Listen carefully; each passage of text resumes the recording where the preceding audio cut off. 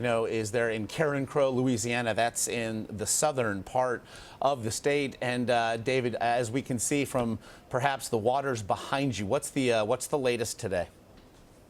We're in the heart of Cajun country right now, Josh, and when we rolled up here, I'd say probably 12 hours ago, the flood gauge sign in front of me had water at the 1 foot mark. It was about right here. It's dropped, I don't know, I'd say 5 inches overnight. It's dry right now, but another 2 to 4 inches is on the way. Look, you're in hurricane territory. This place is no stranger to water, flash floods, and that's exactly what happened yesterday. It was a storm that surprised a lot of people, moving from the west, headed toward New Orleans, where, by the way, Jazz Fest has been all weekend. They canceled Jazz Fest on Saturday because of the rain. Surprised a lot of people. The storm moved through here really slowly and just dumped up to 1.5 feet of water in some places. Well, when you get Jazz Fest canceled, that is quite something. Never understood why the PGA Tour actually drops the golf in there on the same weekend for these reasons.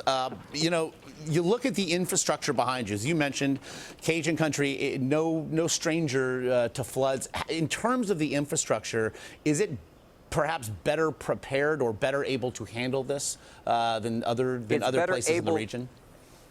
It's better able to respond to it, I would say. In Lafayette Parish, where we are, Carencro, where yours truly actually grew up, the drainage system here is terrible. Not my words, it's the words of the people who live here. The city is working to sort of redo some things to improve that. In fact, they have a project underway right now.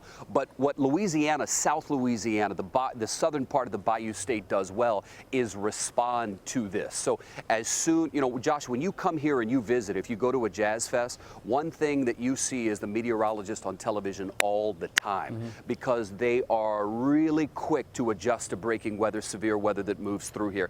It's not the most dangerous area for tornadoes in the country. That's kind of where we see in Oklahoma and Texas. But here, where hurricanes will often roar up from the Gulf and move north, they're good at really adjusting and alerting people to it. And so when we woke up yesterday, I was actually at my folks' house when the television and the alerts started coming across the cell phone yesterday, and the water was rising. I mean, they were closing I-49, the major thoroughfare going north and south. They were closing a portion of Interstate 10, all kinds of state highways around the state. And this happened in a matter of like an hour and a half. These places were simply impassable, but flash flooding. So it was gone within 2 to 3 hours.